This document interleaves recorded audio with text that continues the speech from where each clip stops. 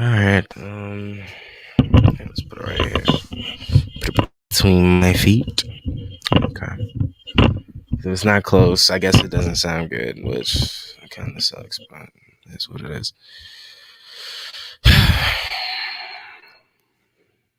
All right. Been a stressful day. Wi-Fi hasn't been working that great for the past couple of weeks, so I sound defeated because I kind of am.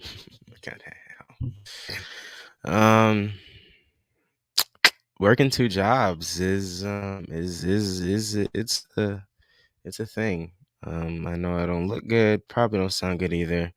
Connections are going off, so it's whatever.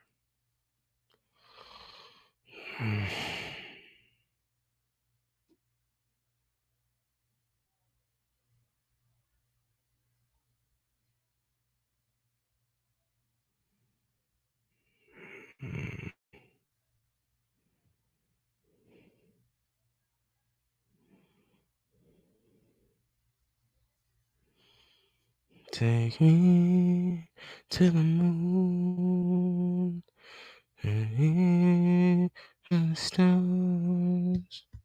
Take me, take me.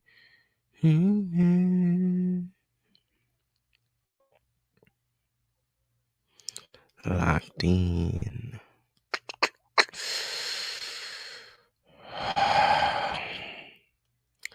Sometimes you just gotta let a sigh, bro.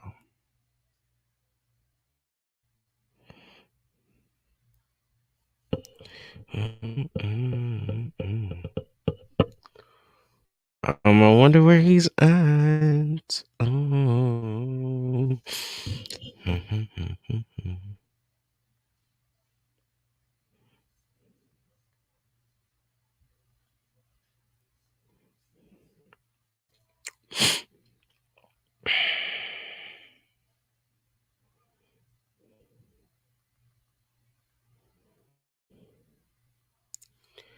Thumbnails not there.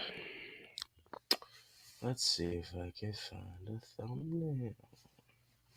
Just gonna like, ooh, it's down the third about whatever.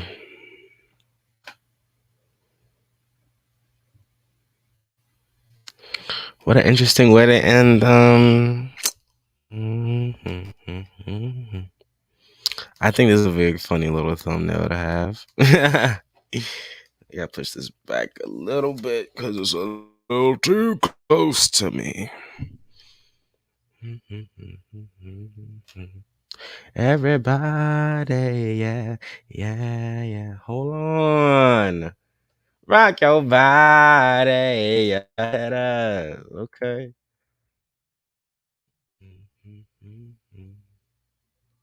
Live right now. That is what we are. We are live right now. Alright.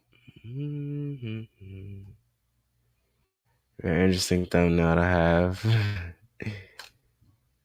And save changes. Come on. Please. There we go. So.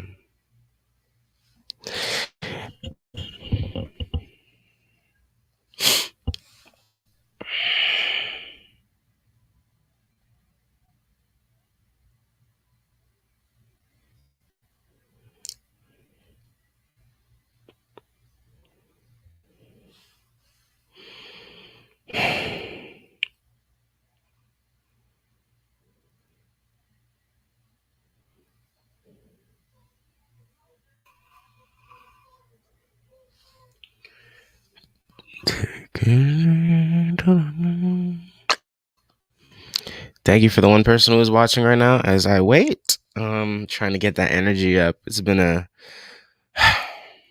rough day, couple of days, pretty hectic.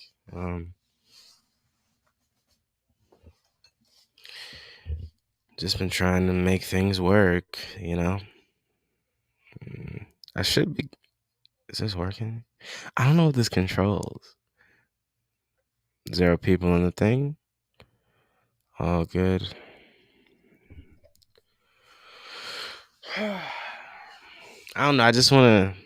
I don't know how many people are gonna see the beginning, but I just kind of want to get to a point where it's like, Dan Allen is kind of like inspiration for me in a lot of ways. I think we even started around the same.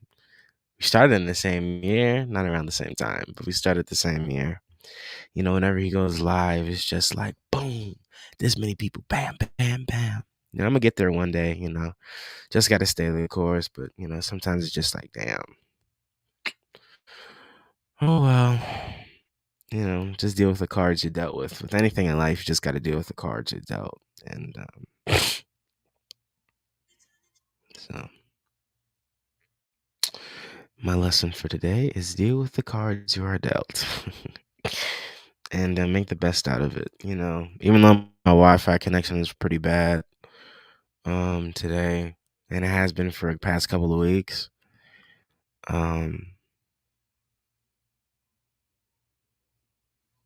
Just make a high energy cell and try the best I can to make something memorable and good. It's a season 3 mid season 3 finale. I got to take a little break from the ones to recoup, and because after this interview today, I think I'm probably gonna go to bed or like play a video game or something. Probably go to bed. Like I said, working 2 jobs. Don't do it if you don't have to, because it's pretty bad. Very sad, very sad. Take me to the moon. All right, our guest is with us, about to get into the intro, and then we'll bring him on, and then you guys will be able to hear him. All right, let's get into the intro.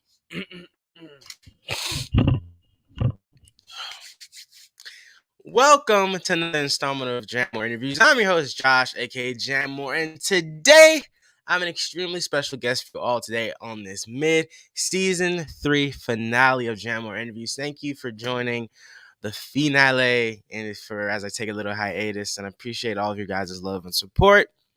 You can hear my amazing guest as the voice of Rain in Mortal Kombat 11. I'm probably butchering this name, but he'll correct me. Azari in Next Avengers Heroes of Tomorrow. Black Belt in Blaze and the Monster Machines. Daryl and Rugrats All Grown Up, and has an extensive on-camera career ranging from TV shows, movies, commercials, and promo. On top of being an amazing actor, he has experience as a casting director as well. Please help me give a warm welcome to the multi-talented and kind Dempsey Pappion. There we go. Hey, hold on. There we go. Had to fix the background. Sounds great. Sounds great. I appreciate Thank that. you. Thank you. Apologies for the late intro. I was actually surprised because I don't use Chrome on my laptop. I use Safari. So as I was logging into the StreamYard, I was like, oh. And so, it's like, what's your password? I'm like, I don't know my password. My password's saved on my laptop. It's like, all right, let me log into my tablet real quick. I'm glad I brought everything outside. How you doing, man? Good. I'm doing all right, man. How are you? Thank you so much for joining me today. Very glad to be having you on today, man. Really. I appreciate it. I'm doing well. Thank you for the opportunity. It was a pleasant surprise when I saw the email. Like I said, I was like, oh, my manager goes, hey, so, and I go, all right, and let me check this guy out. And I was just honestly, I was watching some of your Tom Kane interview, and that was really, really cool, man. Yeah, I had to get a vibe of you. And, it's funny because I see some of these gentlemen in interviews. We work together, always not on the same day, not in the same booth. And when you do, you get to geek out a little bit because I'm still new. I'm still green as far as VO for animation and games, because it was a beautiful thing. I'll let you get into it. I won't take any of your shine on some of the story, but yeah, man, it was awesome. It was awesome to watch that, and just I was like, oh, look at Josh is having a good time, man, and Tom is very gracious with his time and his energy, obviously, because he's been doing this for a long time. So I just want to say, good job, man. I like what you're doing. Thank you. Wow, Yeah, that means a lot to me, especially as someone who really didn't plan to take this far. I kind of was only going to do 3 interviews because I originally this series was just going to be an interview with 3 band members for the band Grey Days, which was releasing a posthumous album for Chester Bennington, the lead singer of Linkin Park. I'm a huge Linkin Park fan, nice. and I was just gonna do those 3 interviews, but then my friends were like, "You're good at this. Keep going." I was like, "Okay, all right, I'll try it." Those are And good then it's friends. just spiraled into and it just spiraled into this, almost 100+ interview career, man. Spoken from Ooh, people to Steve Bloom to David Kaye to yes. Corey Burton. A lot of people don't know who Corey Burton is, which kind of pisses me off. But it's fine. It's fine. He doesn't care. I care, but he doesn't. He doesn't Um, care. I care. yeah, listen, because if you know Corey's work, I mean, he's been in everything. I mean, if you're a Star Wars fan, he's the voice of Count Dooku, Cad Bane. Yeah, if you like Chip and Dale, he's the voice of Dale. He's been in every '80s cartoon. He's been in yeah. Transformers, GI Joe. He's been in And so at many your age, to cartoons. be so versed is what I was like. Oh, I was like, oh, teach me. So,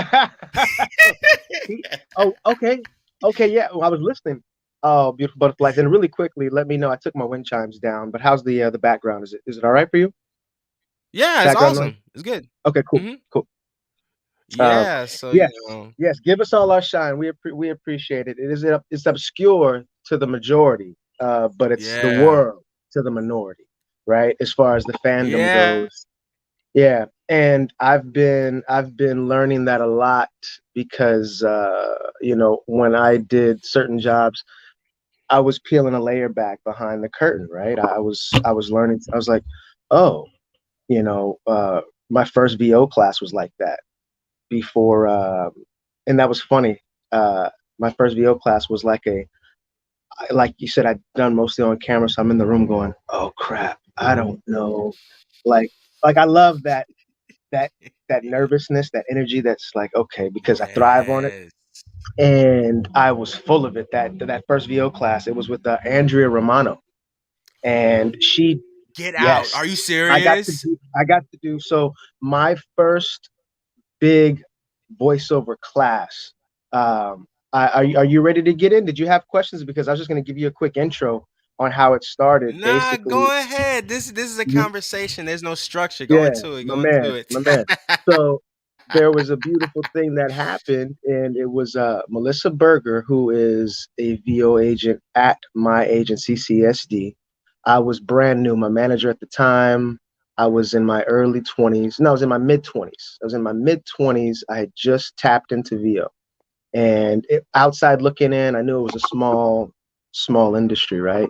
And you hear all the stories, like even with what Tom had said on his interview a while back, which a lot of people don't believe, but it is very small, even though it's expanding. And right now you've got Audible, you've got all these other platforms. Fiverr, I believe, is another one, and people are able to at least find their niche, see what works for them, and that's some of the things, in another conversation. What I pride myself on in helping people figure out, at least in conversation, because so many are like, I want to do this. I'm like, okay, well, first of all, who is your voice? What's your voice? Where are your all those Right. things, right? I didn't know any of that. And so I just knew I could put words together. I was always the guy, the class clown. I was always one talking. I'm a connector. I have these things, right? These, right, right, right. Go ahead, Josh. Go ahead. Yeah, Yeah, And yeah, next thing you nah, know, yeah. it just comes up. And I was like, I'm gonna look into this. And I didn't have any real professional training. She liked me. She couldn't do anything with me as far as the kids. And she goes, you know what, go take a class for the adults, and we'll try to push you. And then you can figure out your kids' voices and stuff later, right? And it was with Andrew Romano, and she doesn't offer these classes the way they advertise them. And I was like, why is that name familiar? I was like, why is that name familiar? And I'm like, oh, Batman, Animaniacs. I mean, everything, right? And I was just like, yo, and I get into that class, and it was a mind-blowing 3-day event that kind of catapulted me into aspiring it. And then years later, before I even booked any animation, like it just goes to show. But I got my first taste. of being that great fish out of water with a lot of the greats in the room. Listen, I'm still on like what the Andrea Romano, like that being one of your first, absolutely like what the hell, like that is so Yeah, cool. Like you said, one of the biggest, voiceover directors of and one yes, of the kindest you'll ever know. I mean, very I've spoken to tons of kind. people. Yes, I've Very spoken to so kind many and people. very real. And it was just another day. And I'm like, you're like, you're the, you know who you are, right? And we're just hanging out. And later ended up being the place where I recorded next Avengers at. Be honest, it was at Studiopolis, yeah. And it was at the place that Yo, later would do my first big job. And I was just like, this is where it started for me. You feel me? Like that was a great moment in time, man. Yeah, yeah. that is so badass. I gotta ask Yeah. though, since you worked on Blaze and the Monster Machines, have you gotten the chance to meet Nolan North? No, I was the only one in the Damn. room. Yeah, I was the only Okay. one in the room that day, and it was between me and well, I was probably a couple other actors, but I got to see an actor who I look up to, is a good friend, Chris Williams, and he was coming out. You've seen him in Dodgeball and other stuff, and he was coming out of Nickelodeon, and I was walking in, and anytime we get to go to the studio for a request audition, because they liked you, they liked like it's funny because the process sometimes, and obviously COVID has changed some things, but it's still kind of the same. Like hey, they liked you, come on in, do it again, and then we're gonna give you direction, in real time. And I saw Chris coming out. I was like, "Hey, what's up, man?" I was like, da, da, da.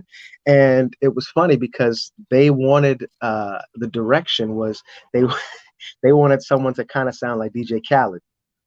And that was kind of like the base. That was the base of the character. Yo, grandma. Yo, grandma. Yo, we're gonna get you some ninja soup, grandma. Don't even worry about it. And another black turnip and another, So I was messing around. Pardon me, I don't want Yo, to, man. And yo, I was you like, can't be. what?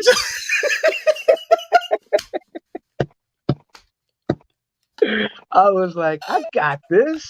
I was like, I'm not. Come on, yeah, let's go play some Khaled. Yeah, sure. It was funny, man. That is So, so cool. so no, but Look, Nolan North, I did not get to see Nolan North. No. Um, yeah, it's interesting when you go into those rooms because you never know what to expect. You could have a heavy just sitting on the couch in the background, and it's just like, oh, hey, hi, you're like an idol of mine.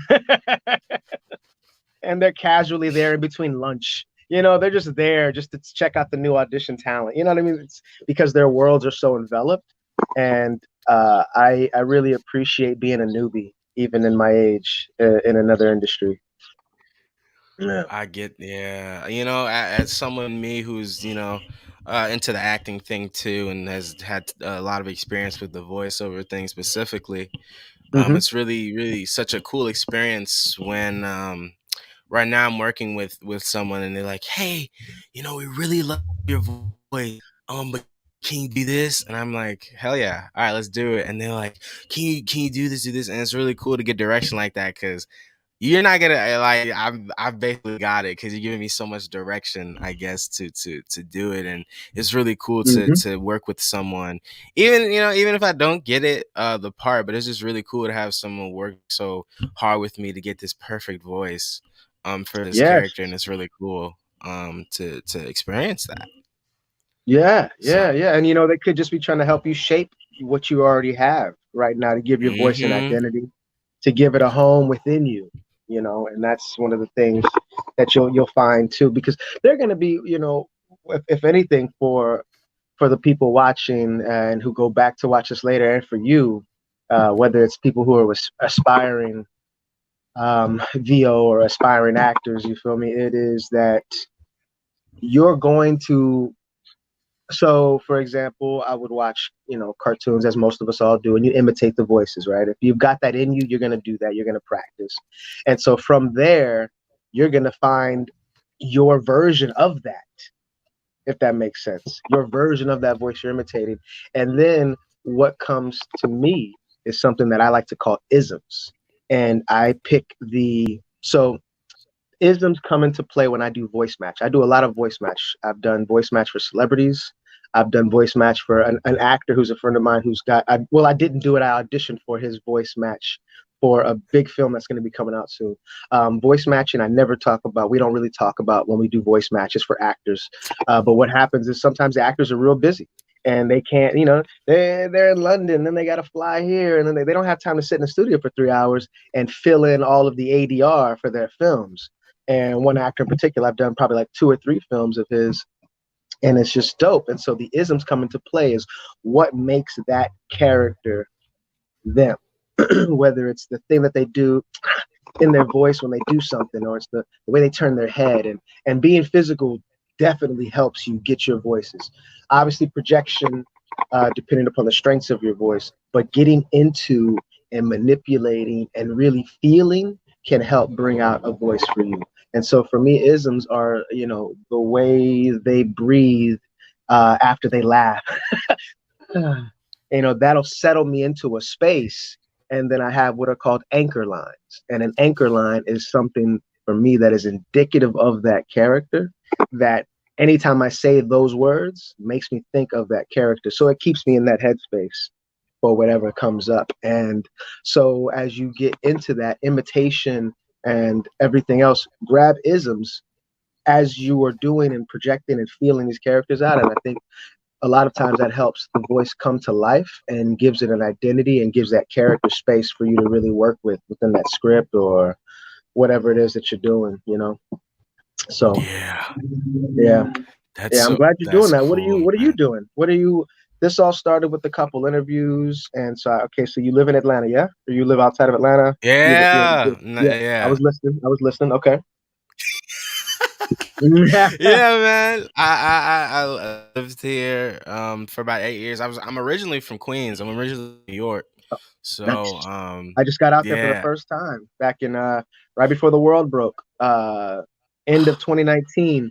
I was in Europe with my family in September, and then in October I went for the film festival. Good buddy of mine, his father had a film that was being remastered and shown, and I got to go for my first time, and I got to stay in Bed-Stuy, and I was chilling, and it was beautiful. I got a dope little Airbnb in a brownstone, and I got to hit the bodegas and Wow. just walk the blocks, get lost on the subway, have some interesting conversations at 8 p.m. when things are getting a little crazy and everybody's coming out.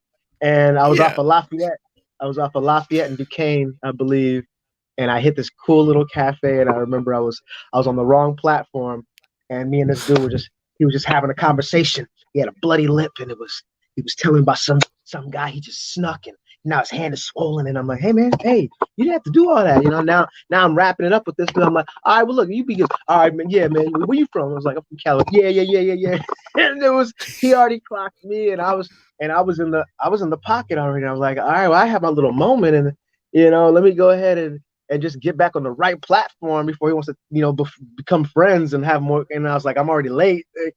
Oh my God, I miss it. My sister didn't get a chance to go with Wow. trying, but that's awesome, man. Good for you. You made I the miss trek. it. Yeah. Yeah, Oh, I bet I you miss miss it. New I York a bet little you miss bit it. too, man. Yeah, Listen, that down here vibe has is been different. the vibe is different. A lot of stuff that's happened down there is not really Look at you, your voice what I already. Look like. how quick it came back. I heard it just now. That's funny, man. You can't take away your home, huh? Yeah, no, it was I wish I could have appreciated it more. You know what I loved about New York, and what I said this to my mom before. I said that New York is so diverse, and there were so many cultures that I grew up around that I wish I Yeah. could have fully appreciated at the time. You would not go to the school with the same race twice. I went to school with Asians and Mm, Indians and white and Hispanic, and it was such yeah. a beautiful mixing pot of all of that. I know people who are Greek. I know people who are Yeah. Muslim. I know people who were Jewish, and it was so beautiful, man. And I feel Yeah. sad that my little brother didn't really get to appreciate that before we moved, man, because it's like down here, it's just white, white, Yeah. white, white, white, white, white, white, white. Yeah. Yeah, Hey, yeah. there's nothing wrong with, of course, there's nothing wrong But with no, being it's white, but the it's just big, like, it's a culture there, shock. No, that happened to me when I moved out to yeah, California because I'm originally from, so my mother's Nigerian. Louisiana, Um, yeah, yeah, my mother's Nigerian and my father is Creole. So I'm Creole on my dad's side from Louisiana. That's where the last name Pappion okay. comes from. And so I was gonna ask when about we, that. That's cool. yeah, when we moved, uh, basically, so the quick of it is that we were, it was, I was about 10 years old when we left Louisiana and we moved to Houston. And so, in Louisiana was kind of mostly black and white. I think there was a friend I had from Germany, and then there were an Asian couple that lived in the neighborhood. Their kids were really young, and then I had one friend, my friend Tommy. He was Korean, and so that's when I first got to try kimchi. I was like 7. I was having a little culture shock in Louisiana, but then Houston, Wow. boom. So now I'm 10, lived there for about 5 years, and yes, big melting pot. You know, friends from UAE, my Mexican, Vietnamese, obviously Nigerian because I got cousins, and um, big melting pot. And then boom, I start high school in Huntington Beach, California, and it was just like boom. It was like 10 black dudes, Mexican cats that were my buddies, and I that's the thing. I started Wow. speaking Spanish in Houston because there was a gentleman I lived there. My mother had got Okay. yeah, my mother got laid off and moved to California on a whim to just spend vacation while my dad was out here. Next thing you know, she finds a job. I spend eighth grade. My sister graduates college, and boom. The whole time, though, in that year, I was getting rides from my buddy Carlos downstairs, who would teach me Spanish because his dad was the maintenance guy, and his dad was landscaping and maintenance, and his mother did housekeeping at our apartment complex. And so, boom, they lived downstairs apartment. I had Mk11 estrellados, and then we were just next thing you know, I'm like learning, I'm making scrambled eggs, I'm learning Spanish. I'm like, what is that? What is that? Okay. And then I took it in high school, and so now I'm like, I got that little, I'm Southern California, but I can already speak Spanish. I already had an in. So all my Mexican homeboys were like, listen to this full roll is ours. Like it was, so I had that little culture, that little moment. And but I know what you mean. And you're a young man. How old are you, Josh? You 22, 21, 22? 20, 20. You're 20. Man, Yeah, yeah. just So recently in May, I turned 20. Yeah. okay, well, hey, yeah, well, happy belated, man. So yeah, no, Thank I you. see that you're looking out for your brother's experience. That's cool, man. It's obviously it's noticeable these days, when there's not, but I'm sure your parents are, looking out for you guys, and they're Yeah. you know, they're It's providing. it's crazy is when people are asking my age on these interviews. Sometimes it's just like, sometimes people are shocked at how young I am with a lot of these things. And I remember the Corey Burton interview I did, which was, I think that's the longest interview I've ever done. That was like 3 hours, which is pretty cool.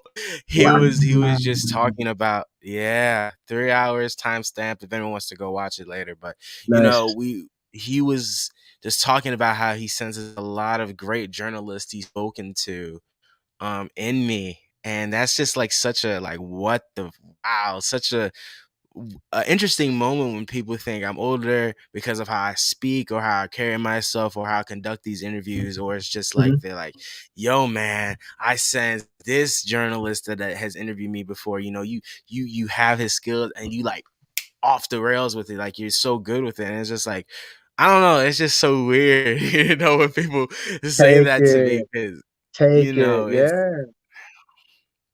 it's Yeah. just Yeah. like, I wish I would, if I would have told my younger self, just sitting in the living room watching like Transformers animated and trying to make Peter Cullen voice impressions as Optimus Prime, terrible Man, Peter. listen, Oh I still do it. I still do it. Okay. I'm still, it's, I'll be by myself just to see if I can hear it. Listen, you hear me clear my throat. I'm going to do it. Autobots, roll out. It's not great, but it makes me feel good just to even say it. no, You no, know no, what I'm no! saying? Like, I need you to be an auto by now. I don't care, because that voice I can oh, imagine for at least. they don't, what they don't make anymore? I had a Starscream, um, and Where oh is he at? gosh, He's what was right his there. cat's name? What was the cat that folded out the cassette? Oh, It was Shock, Soundwave. There was Ravage. Shockwave, Soundwave, Soundwave. Yep, and Soundwave. it was You would know. You Ravage. would know. Oh my gosh, I Look at had me. the. Uh, he saw you see my background. Yes, sir. I see it. I see it, man. No, I had the cassette tape that transformed out of his chest into the cat, into the panther.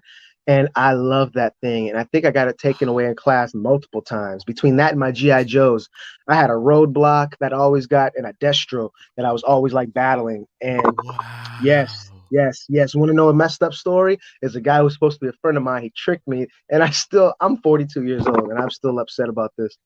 He traded me Destro's plane, the little plane, right? And I forget what else. I had the new Storm Shadow, and he took my low light, and I had low light action figure.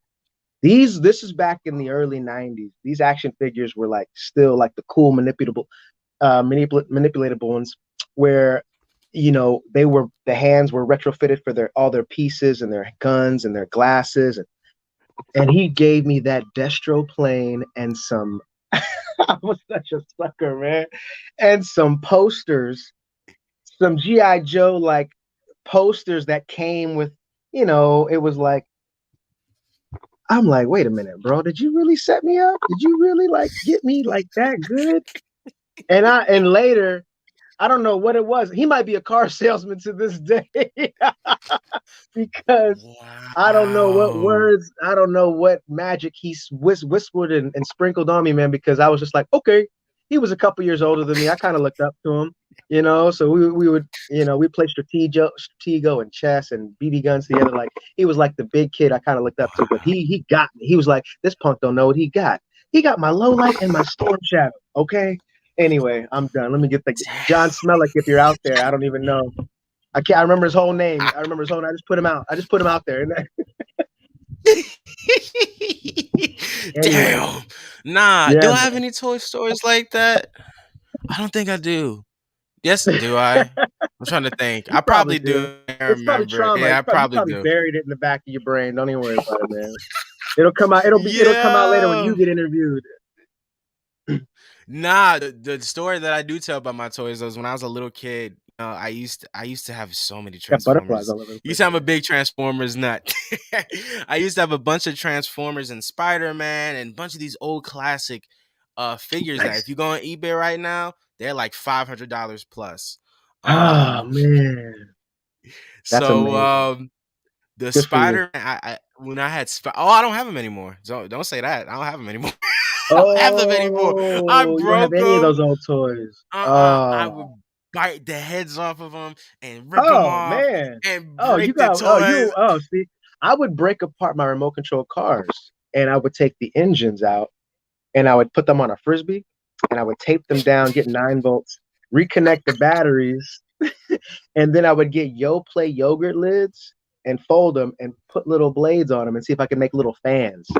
Yeah, yeah. I would tinker. I didn't like build a solar power generator like some of these kids are doing now, but that was my equivalent Right? uh, of being a gadget man. These kids today are amazing. God bless them. For real. Seriously. They're getting a lot of stuff. And with the advancement of technology, it's only gonna get more, man. Like watch, like kid finna be 100%. 5 years old, talk about some look at this car I just made, like, why'd you do that?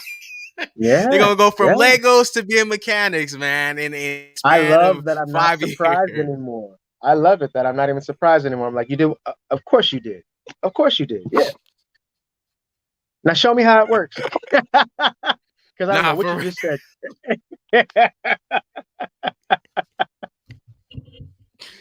Oh man. Oh man, look at us, man. This is what I love. Just a pure genuine conversation, man. Because Oh sometimes yeah. I watch interviews and it's just like one thing I want to stay away from with these interviews. It kind of just feels robotic at a point. It's just kind of like, all right, here's question, and you don't really feel the enthusiasm and the passion of the interviewer. And Yes. sometimes, I just hated that. I'd watch interviews and I'd be like, Jesus, you suck. You suck. I don't know what it is, but you're terrible. I I can don't know outdo what you. it is, And but you're I'm terrible. There's something in me that's just like, ugh. Yeah, Yeah, like, trust. yeah, you're not giving it. You're not giving it. And I hate that. And, That angry and director. yeah, listen, yes, that's another passion of mine. I just love the entertainment industry in general. And that's why I Hmm. really have dive deeper into this, because I'm a part of a group of friends where actually in 2 weeks I gotta buy my stuff. In 2 weeks, you just may remember, we're going to be shooting a couple of shorts and a couple of films out in North Carolina for a week. So I'm gonna be out for a week with me and my crew, and we're Yeah, gonna try and yeah. get some of these films in the film festival. Yeah, into these film festivals. So we're gonna Good. be filming for the week. Me and my friend have to call today because we have to finish our script up. We're passing ideas back and forth, and then I think who's directing it? I think someone else is directing it, but I'm writing it. Yeah, so someone else is directing it, I'm Okay. writing it. You guys making So phone calls yeah. and see who's got connections or 6 degrees of separation on like cool locations and stuff? Well, actually, yeah, we already have everything Just you already planned. got everything all planned out? Yeah, man. Go ahead and Yeah, inspire we me then. ready. Yeah, me and a buddy, we're putting some, which is what you have to do if you really, which is a whole nother conversation about the beast of the industry on the on-camera side, on what it takes to Okay. do things. And there are no such things as junior agents anymore. They used to develop talent. Now with the influx of streaming and camera phones and you know, this is one of the things that I love about what Gary Vee. I don't know if you've heard of him, you probably have, or if you follow him at Oh all. yeah. And yeah, so he's not everybody's cup of tea, but one of the things that I put my godson on, and it was this, depending upon the industry, and if you really know what you want to do, it's okay to fail.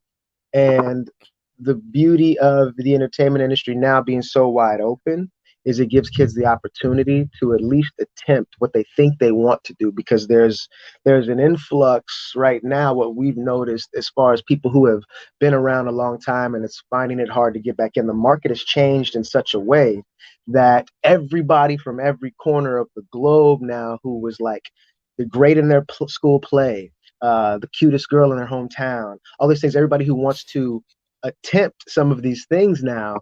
And what happens in the beauty of people who have tenacity and who have real creative gifts, they're going to be able to slice right through that crowd of I want to make some money and they don't really have that love for it.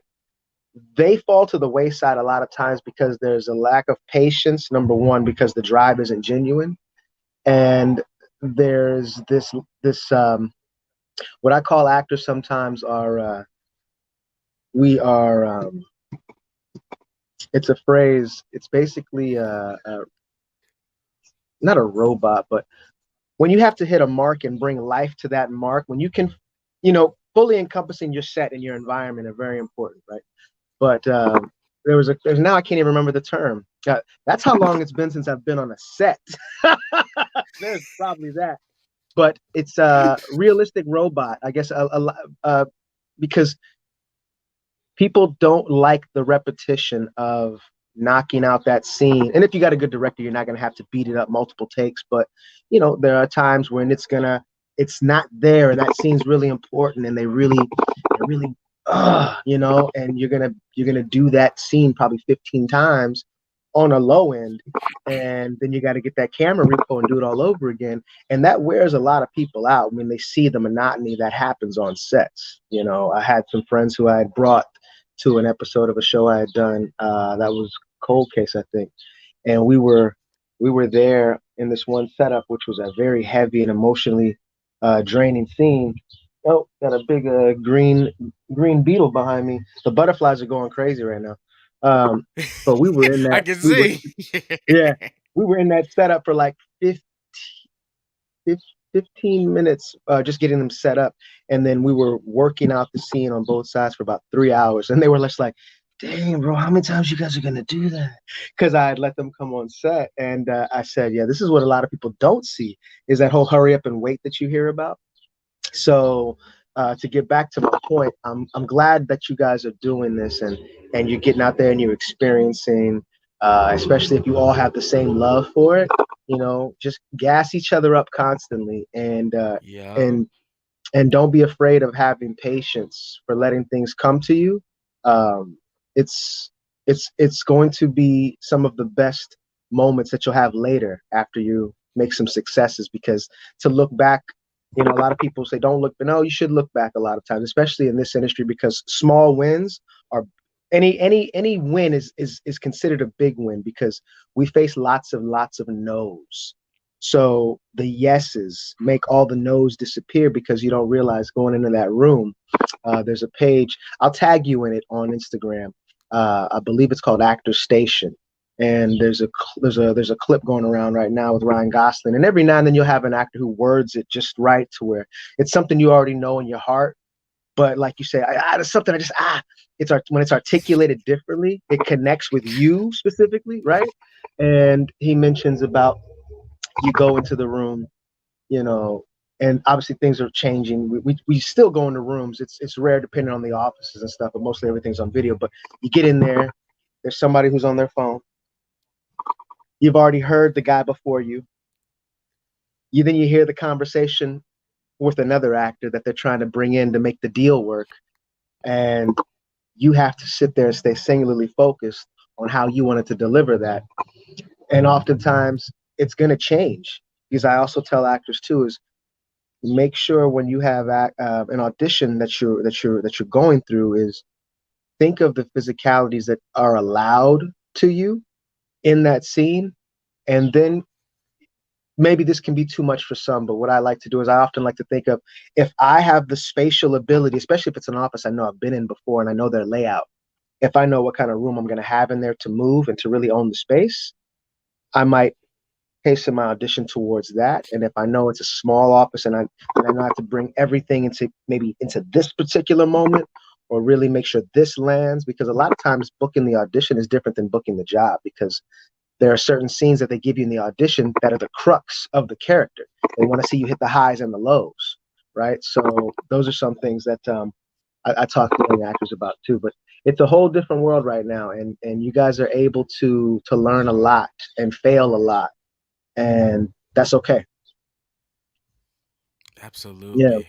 And yeah. I'm man, you this is jewelry, y'all. If y'all ain't paying attention, this is jewelry. Y'all missing on jewelry right now. That's crazy. That's crazy, man. Like this is Yeah. what I really want to get out of this is this knowledge and advice, this industry advice to a lot of people out there who are interested and who might I'm be still curious learning, and don't know you where to know? start. Yeah, Yeah, yeah, but we're yeah. always No, learning though. We're 100%. Yeah, always learning. 100%. Yeah, and we're never done learning. And that's one thing I've struggled with.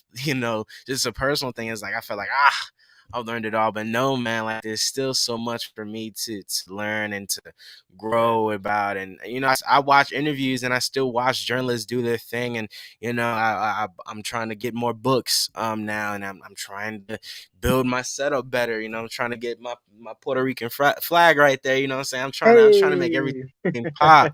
So yeah, and I'm just learning, always learning. I always want to make these better. Because my goal one day, if anyone will let me, if any agent will let me, I want to be able to. You ever been to like conventions and stuff, No, like a and Comic that's Con or something like that? Okay.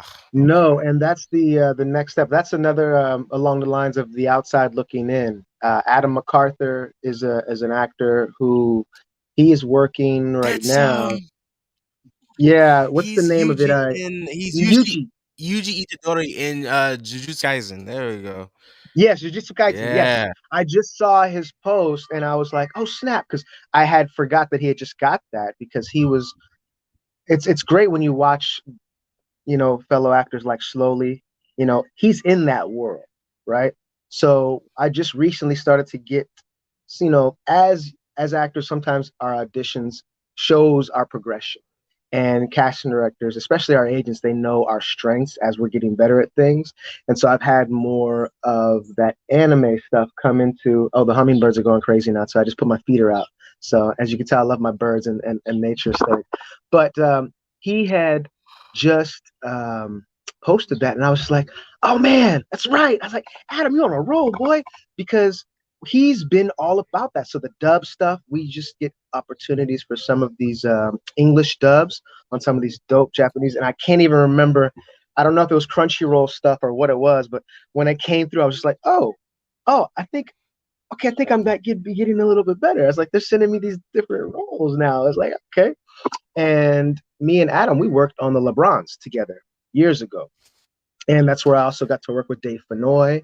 Um, oh gosh, Jason Weaver, who was Simba, and it was and Andrew Kishino, dope. Like, and so my first real cool animation thing. Yeah, man. And Andrew Kishino's like a big brother to me. Like I reach out to him. I've bent his ear a few times, and was like, hey, what do you think about this? And how did you do this? And when I was getting my setup done, and a lot of questions because I was scared because when everything broke down, I was just like, oh, now I really have to get a studio set up.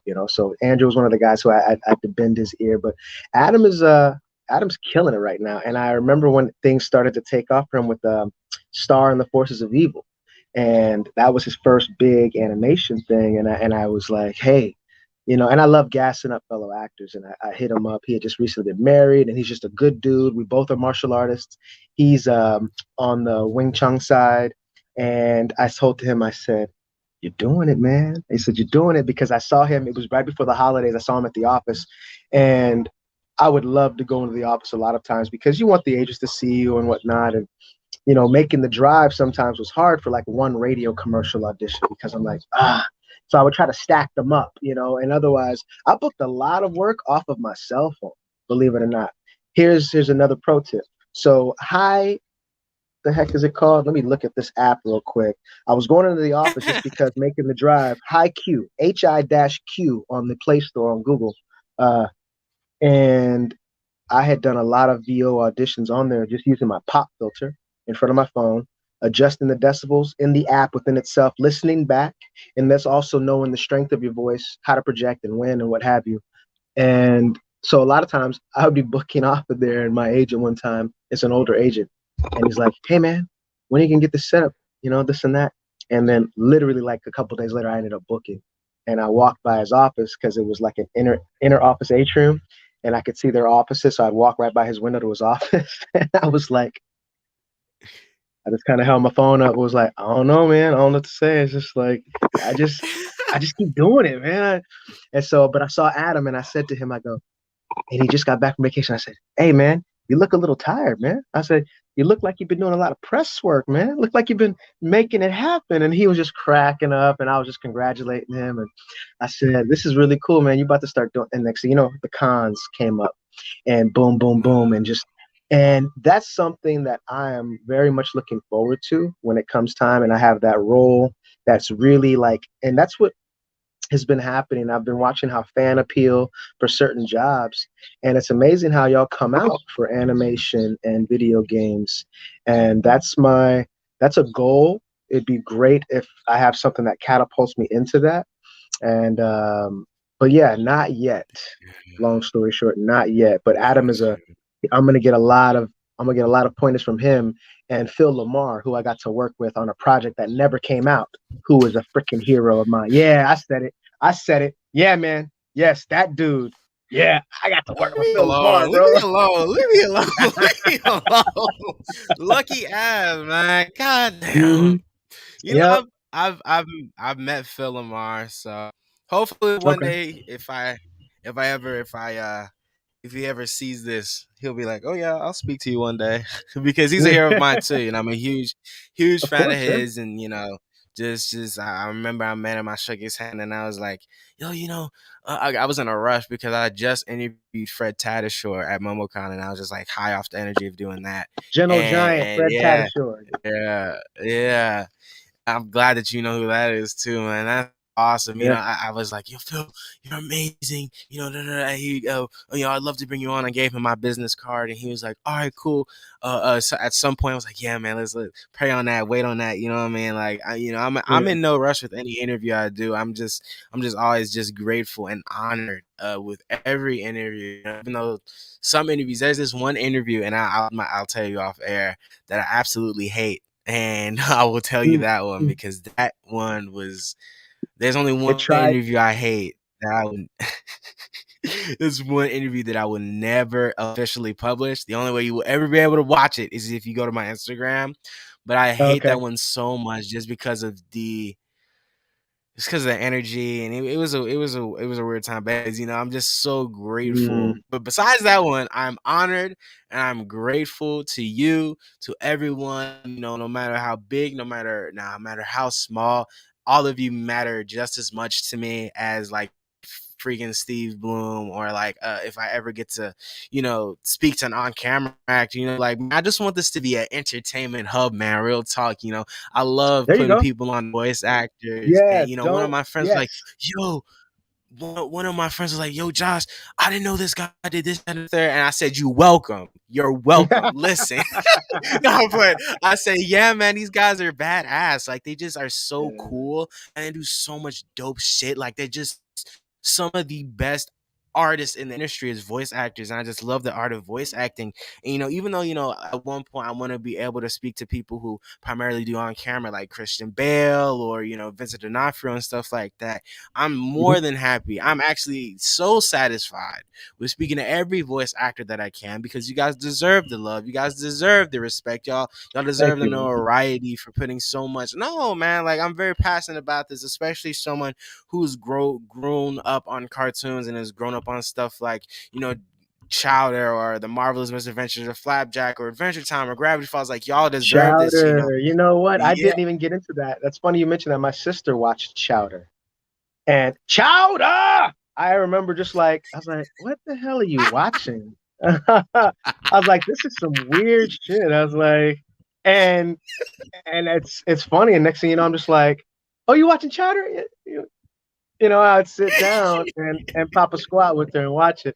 That was a wild one. That's funny. But no, no, I agree. Continue, continue. It's true. There's a lot Yeah. that goes into it, and it's a whole subculture.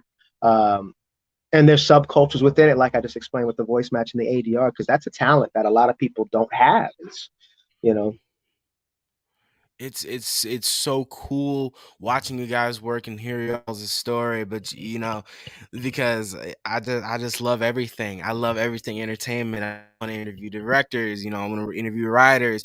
I really want to get more into musicians. Go back to my roots, because this started off as a yeah, musician podcast, but it's like some of their agents are some are pretty big. Pretty pretty big dicks. I ain't gonna lie, y'all. Some yeah. of y'all agents are pretty trash, and it's like, I get Musicians it. are, You know what I'm saying? that's a whole different sphere. Yeah. Don't get away from it, because I think, and you're doing what I eventually plan to do, and that's just starting a platform as well to, just talk about a lot of different Come things. on, But Dempsey. Come with it. Come with hey, it. Okay. but let it, it'll Yes. just it'll evolve. And like you said, you don't want to get away from that, and you will find a space for that, either to intertwine it. It could be, Music Mondays. You know what I'm saying? It could be something like that, or what have you. You're welcome. Why You know? you Yeah, preaching? Listen. yeah, yeah. I love that, It's and Music that's Mondays on definitely what I Jammo. want What's to up, do. everybody? I'm Josh Morales, and check this out. Today we got, I could see that happening. And as you cultivate it, it comes to you. The audience dictates the vibe, dictates the product. And everything was cool until this one little gnat just wanted to mess up my space. He's testing me right now. He's like, how zen are you? I'm going to smack you out the air real quick. But That yeah, goes no, yeah. No, what I was is, you do so much work, and you're a working actor doing thing out there. I'm proud of you, man. You're doing your thing. So this is one question I've always been meaning to ask, but what are some of your interests outside of the acting world, and how does that stuff help detox from a lot of the stuff that comes with auditioning and just working so much? give me the second part of that. How does that help? Yeah, how does that help you detox from working Detox. so much and yeah. Yeah, my biggest thing is honestly is sitting with myself, meditation, just it's cliche for some, but as I get older, as I get into myself more, I'm a single man with no kids, aspiring father, but martial arts is a big deal for me. Hitting the heavy bag keeps me sane. Just exercise in general, but friends and family. I've been making it a point to connect more with the people who are close to me and spending as much time with them. I've got a good handful of buddies who I train. I know we'll do some pad work, some kickboxing, every now and then some self defense stuff. If I've got time, it's really hard to be consistent and getting the pads out to teach rolls and falls like I used to and have fun with some friends. But honestly, those things, spending time. I just went to Korean barbecue a couple nights ago with my homeboy, who I'm gonna be his best man, and my godson, who just turned 22, as a belated birthday for him. Congratulations. Yeah, thanks, man. Yeah, next year we're having the wedding. Wow. Another friend of ours, we all went to high school together. Another friend is going to officiate it. He just got, oh my goodness, what's the word? Ordained. And so that's going to be real cool. So we're going to be doing that. But we just went and had some Korean barbecue at a little dope little hole in the wall that's real popular out here. And took my godson and my niece, who was watching Stranger Things on with the captions on, with the subtitles on, because she's in the last couple episodes. So I was just like, I go, Grace, are you for real? Like, what? She goes, yeah, I didn't watch it. I was like, you're watching it with subtitles? She goes, yeah. I was like, you're gonna have to watch it all again later, right? So you can hear it because you need to hear it. She's like, yeah, I know. I was just like, and I'm like, all right, pass the seaweed salad. Yeah, yeah, man. But those are some of the things, making sure to connect more, and especially just I think right now, right? The world is really loud.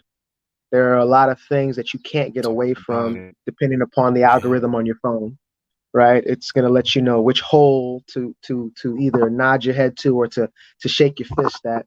And so I think what we have to do is, a lot of us, and which is what a lot of people are doing, I just don't think everybody really recognizes that they're doing it, is trying to get more in center with themselves and who they are, find their piece, either add to that, whether it's a talent, a skill, get better health, talk to that friend you broke up with, that girl that that guy, whatever those situations, and mending. I think that's what a lot of us are trying to do, because the world has gotten so loud that I think a lot of people are trying to bring things in and figure some things out, because I think they recognize we all need some spiritual armor right now, like, and getting close to whatever you believe in, silencing the doubts that you have and pushing forward, whether it's for work, for love, whatever. I think a lot of us are doing that and just don't recognize it. And I think we all need to be collectively speaking to each other about that and helping each other through some of those things. So that for me, I'll literally come outside, and just chill in the sun, and then I do some workouts. But also basketball with my buddy and his son. We're getting back into that, and I just bought a bike a few months back that I actually need to go put air in the tires. So that's my goal, is to get a longboard and to like be that old dude just cruising my neighborhood on a skateboard, you know, and just cruising and get a long stick with a tennis ball on it, and no, man. But yeah, that's my peace of mind. Is I do beach runs at night sometimes, and when I can, like I said, I'll link up with some buddies and we'll punch and kick. I just did that yesterday at the park, actually. Some punching, some kicking, some heavy breathing. Yeah. My homeboy Jesse. Um, I just did a little pad session with him because I don't have a 9 to 5. I'm fortunate, right? So I got a lot of friends who have a normal structured lives, and I'm like, you tell me, and I'll make it happen. So that's what I do, man. Yeah.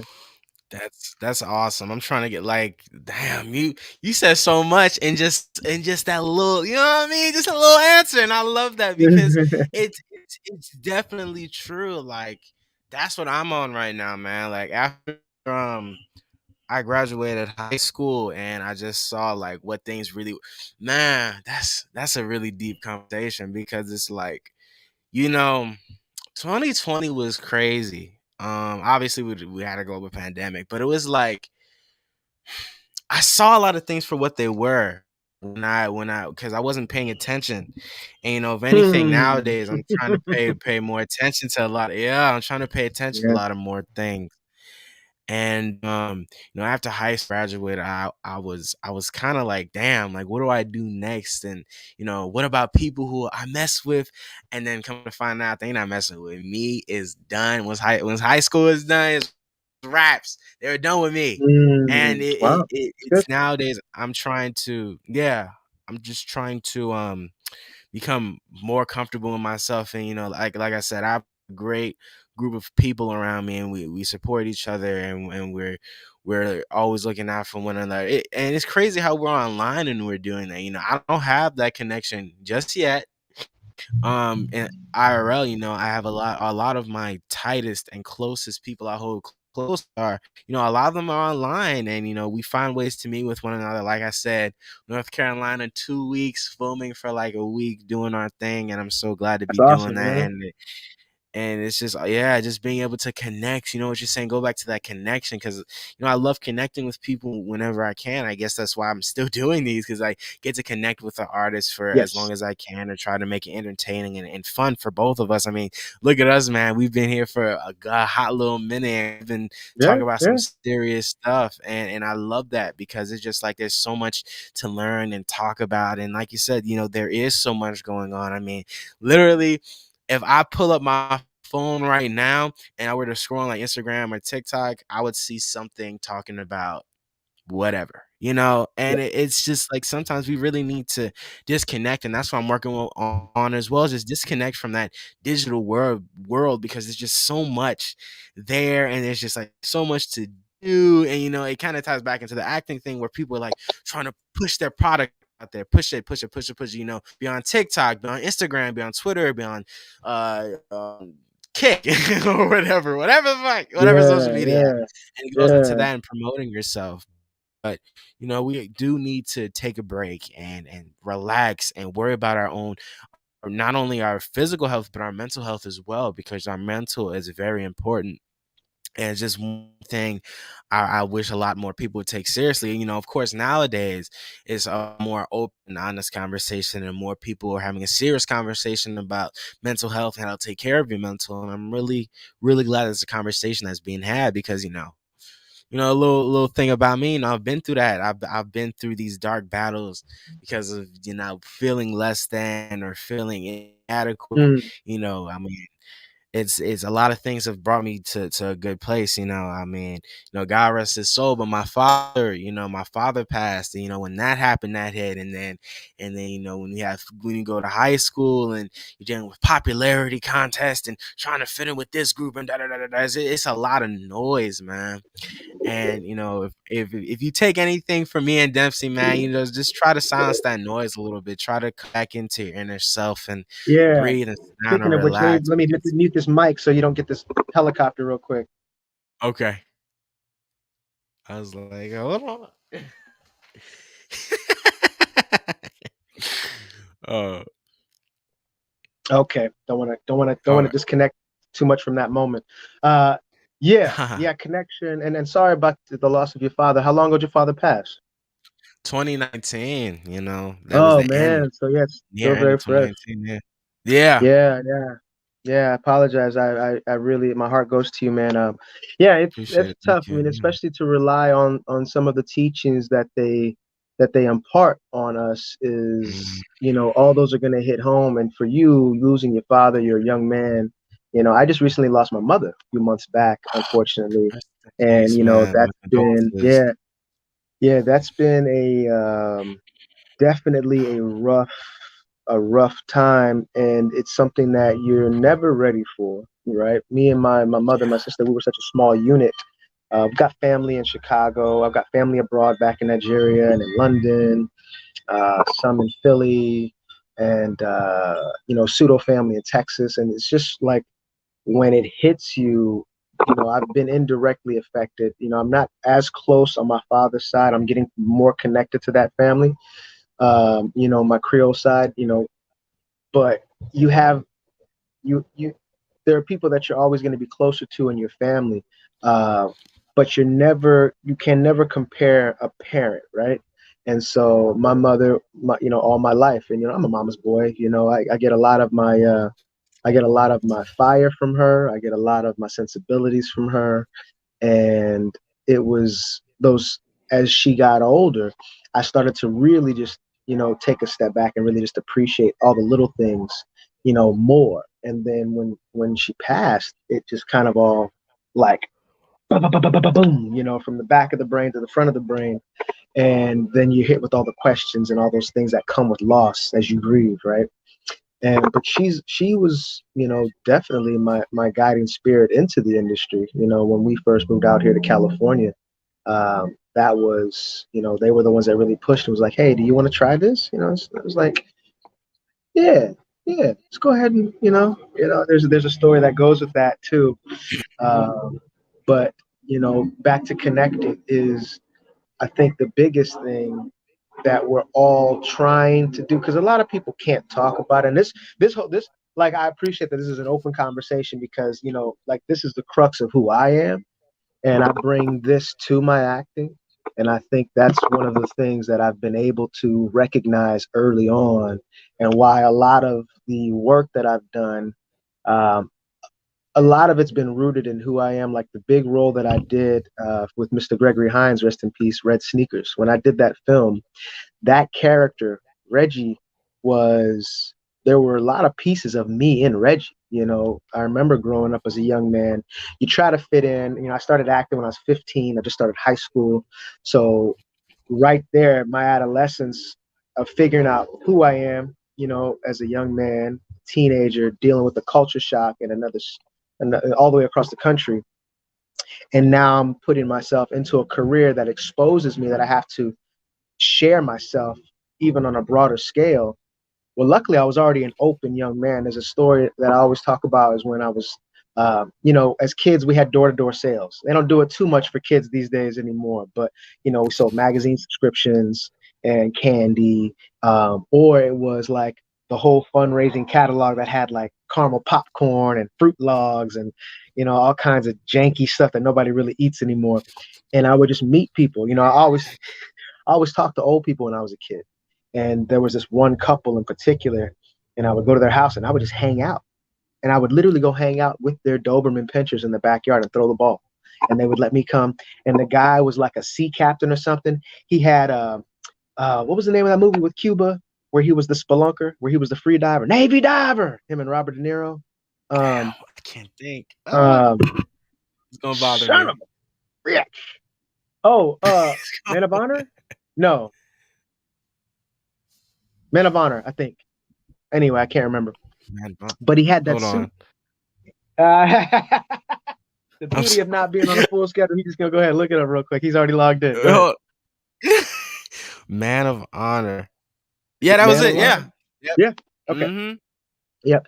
2 So hours he and had 9 that minutes. spelunker, that sea dive suit in there, and I just remembered that suit because it was more or less in their foyer when they opened the door for the subscriptions, what I was doing. And so I just remember that house, and I went back, and they were like, "Hey, Dempsey, come on in," And I would say that till it was dark. It was getting dark. These people could have kidnapped me, killed me, who knows what. But it's just a different time. So from then and there, I'd always been open. And so when my acting came about, I was able to really access, because a lot of actors, there's the method, um, there's just doing your best to embody uh, a person and bringing that to life. And I think that's one of the things, that was the route that I was always looking to go. So connection is so important to me on that level, and it translates into work. And I really enjoy that. And that falls in line too with my isms and voice match, and just bringing something to life. So it's kind of a marriage of thought processes that go into my work that come from who I am already. And so I think in that sense, I'm fortunate, but it is still a lot of work to be able to gather that energy and make that connection. So that's why you hate that one interview, because it messed with your soul. You know what I'm saying? And but at your age, to be doing it, and to really want to make that connection, I think is what's just going to keep carrying your channel and all these interviews on through, man. So don't stop. But yeah, connecting, man. What is the? Let me I'll let you get back into, like, so for me, I do all my detox. Is this your love? Because you started with watching cartoons. Like, how did this all? It was just your friends, but for the love of entertainment and just watching old films, like, was it all cartoons? Was it just like, were you just Man, enamored with all of listen. the Yo, man, let me get into the story. I don't think I've ever. I should start story times. I don't know. Well, I gotta get story into time? the story. Yes, yeah. Oh, story time with Josh. But you know how this all started. It's actually crazy how this whole platform started. I remember my first YouTube videos at my cousin's house. I was like, dude, we were just messing around. I made a math video. I'll send it to you in messages, maybe probably today. And it was a math video with me and my cousin, and that was my first time acting. But you could tell I was very bad because I was really bad. I'll show it to you. Me and my cousin joking around. He was like, what was the exact line? Hey Josh, can you show me how to do this math question? And I turn around and I'm just like, hey, I'm just doing it stupid. I'm doing it So stupid. bad, That just was so bad, right? yes. And I look back on it, I just kind of chuckle at it. But no, that's my first time. No, it was not my first time acting. My first time acting actually was I would do musicals and I would tap dance. Oh, And okay. I was big into those musicals, and I would tap dance. I remember doing Grease, a little side play with me and a bunch of people, and I remember I was so in love with tap dancing. And Oh I remember man, one that's time I was awesome. sick. Yeah, I remember my stomach was feeling a little weird. I was like, I don't know, man. Mom was like, "Are you okay? Do you really want to go?" And I said, "No, we're going." I go, tap dance my heart out. I give a killer performance. We're gonna killer performance right there. And I wasn't feeling good. So listen, if I could give a great tap dancing performance when I'm not feeling good, I could give a great acting performance anytime. But There you I go. was I've always loved the art, I guess, of acting. Like I was talking to you earlier, I would watch Transformers and do the impersonations of like Peter Cullen or Megatron, or I would always Oh do yeah. Oh impressions of it. yeah. Yeah. And what really kicked off my interest in the entertainment industry was Transformers 2007, the Michael Bay first live action film that came out. And I remember just being so in love with it and just trying to figure out everything. So I've always loved acting, but I wanted to be the president of the United States. That has changed drastically. I do not want to be the president of this country at all. I want to, You're like, cause that want to job be sucks right now. yeah. So I've always loved acting, and I've just done it so much. But how YouTube started, man, I guess I just wanted to stream. It goes back to starting with it just I want to have fun. I wanted to talk about it because a lot of Yeah. my life I've been sort of shy and haven't really been able to talk about as much cool stuff if I wanted to. So I started that because I just wanted to talk, and I was inspired by other YouTubers, and there's a whole lot of internet drama that I've been through. I've been through a lot of stuff, man, a lot of crazy stuff, and I'm just glad I'm here to be able to speak to you, man, and have this fantastic conversation and just do Yeah. this. Even my name, Jamor wasn't my original name. This is not my original online tag.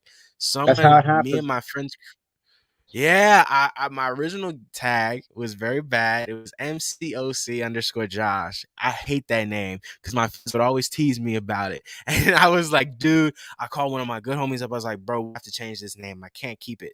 And we were on the phone for like at least 2 hours, and we came up with Jamor. And that's how we're here. Bang bang. Jamor was born, man.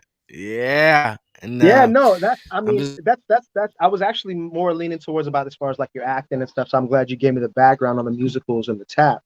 Um, but yeah, and yeah. then of course, the YouTube, and it's like, okay, I got to do something with this. Let's go ahead and figure this out.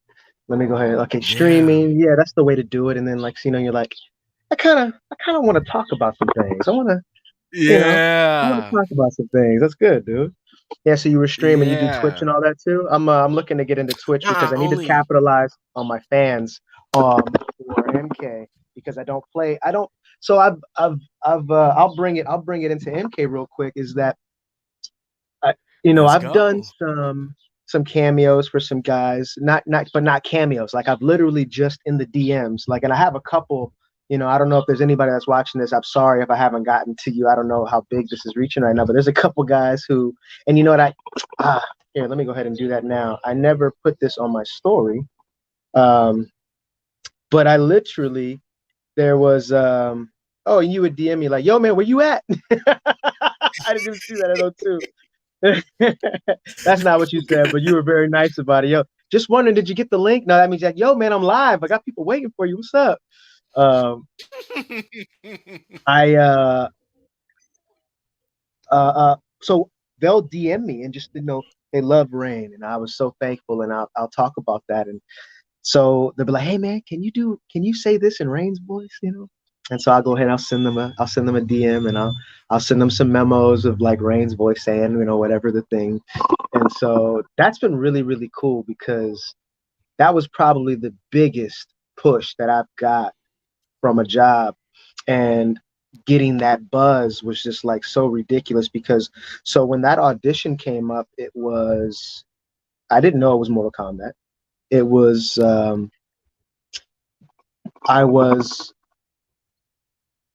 it wasn't called that. I had to read through all of the dialogue that they had set up in there in the description.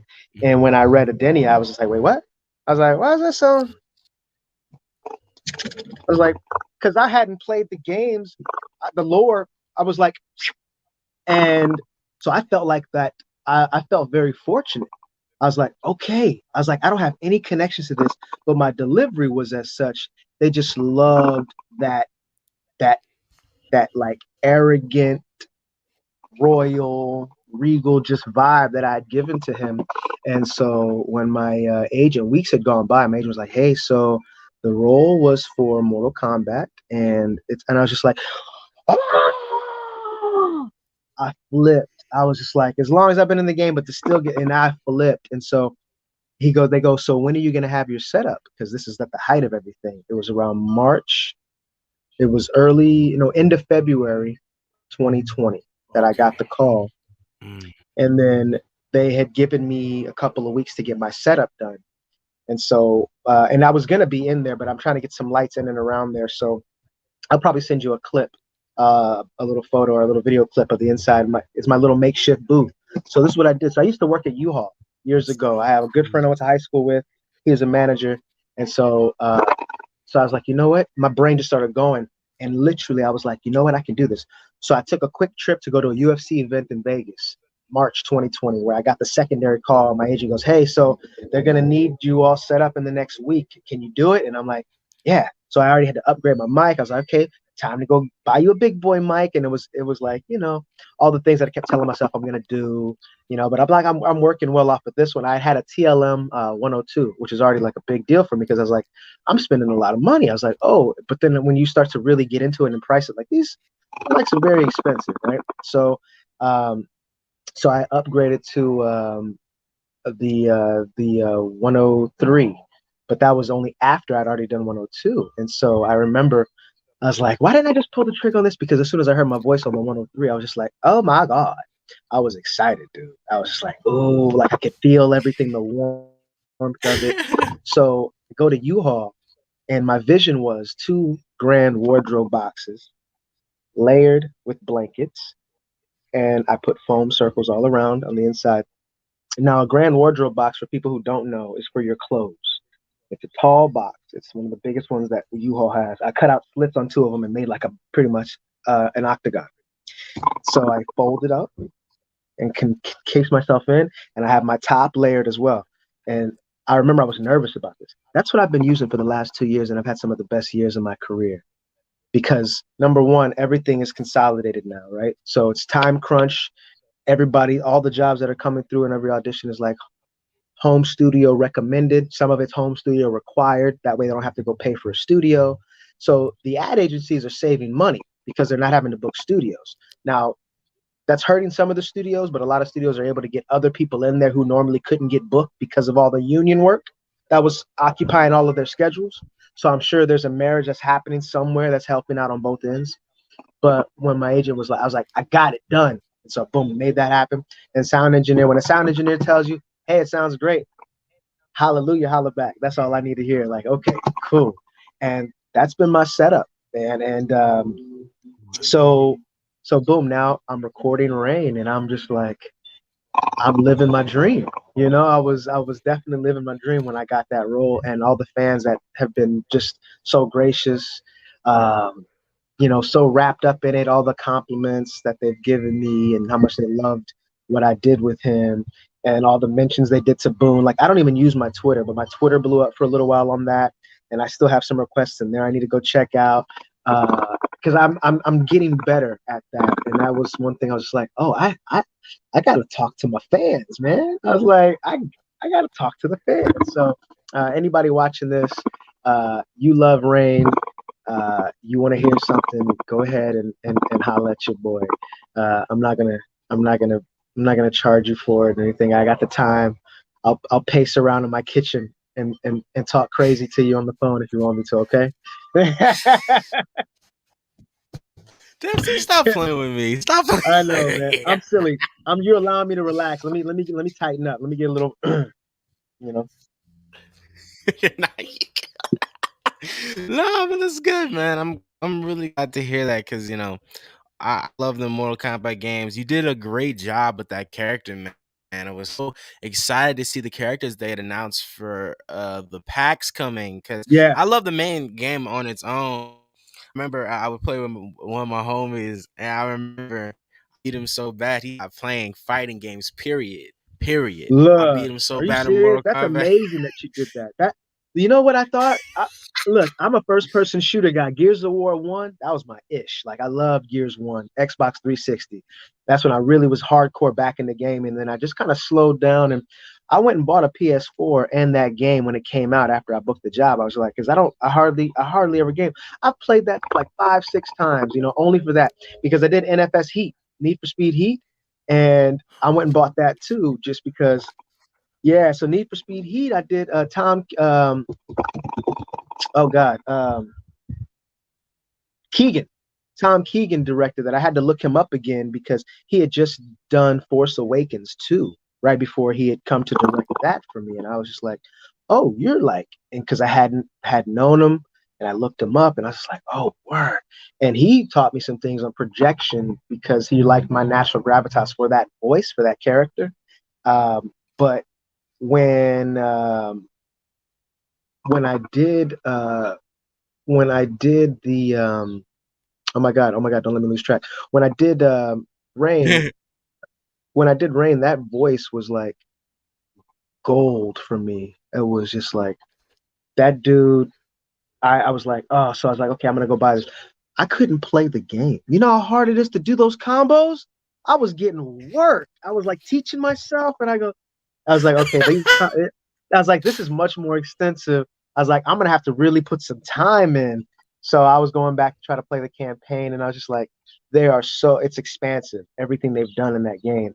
And so I was like amazed when the kids are telling me like, yo, I've put in like 50 hours so far with Rain, and I'm just like, you're a G. I go, how, man? Obviously, these are young adults, these are young kids. They've got the time to do, but it's hard. And so if you're whooping your homeboy, that's that poor kid because it's unrelenting. Those combos, those fatalities.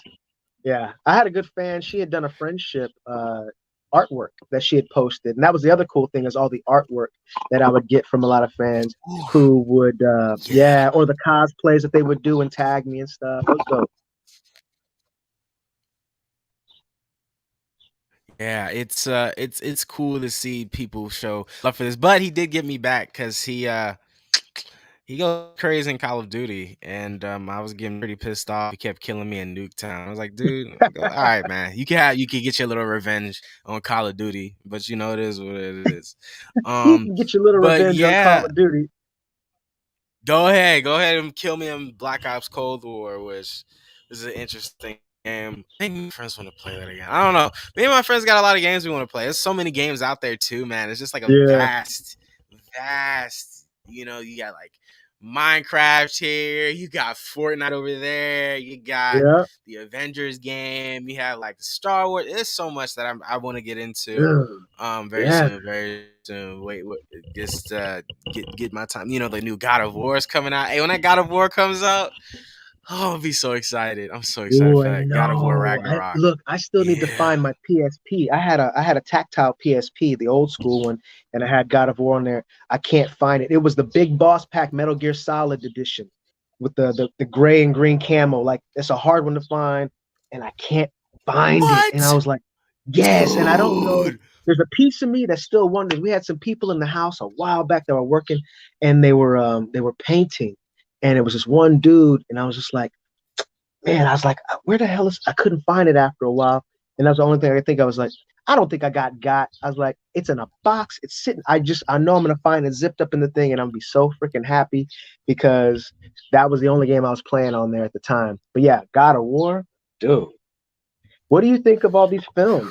Because did you ever watch the original Street Fighter 2 movie back in the day with Jean-Claude Van Damme? Oh, you talking about the game? You talking about game to movie Movie, yeah, adaptations? exactly. Adaptations. Um, you see, that's a tough one because Mortal Kombat, the film, the original two, I think two, yeah, two, Yeah, always gonna go stupid, even though they're corny.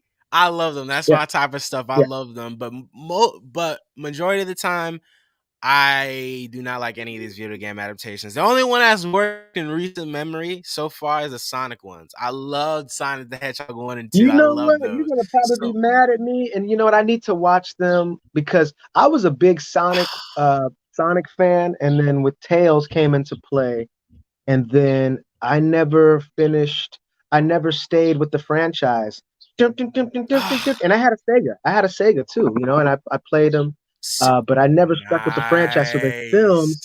the films didn't click for me when they had come out, but I heard how great they were, and I love Jim Carrey. I always will. I got to work with him, you know, years and years ago. I'm always gonna love anything he does, but yeah, dude, he's a wild man. He's a wild man. He was. It was fun with Dick and Jane. I had a real small part in that film, and he was so wild but so giving. Like he made you. We had one small scene, like 3 or 4 lines together, and he just the whole like hour and a half, 2 hours on set. He just really made me feel real comfortable. We just chatted up about everything, you know, music, That's working out, you awesome. know, yeah. And everybody just told me like, Wow. yo, you need to go see because there's part two that just came out, right? Or is it three? Not part two. Yeah, yeah, yeah. Part two, but they just got approved for part three. I don't think he's going to be a part of it though. Yes. Yes, part Yeah, three that's just what got I'm announced. hearing. Yeah, I think he said was yeah, he was probably some about retiring or something. Who knows? yeah, They said they're not gonna recast Eggman if he doesn't come back, so that's cool. At least yeah, we know yeah, part three is on the way. We got Shadow on the way. I'm excited.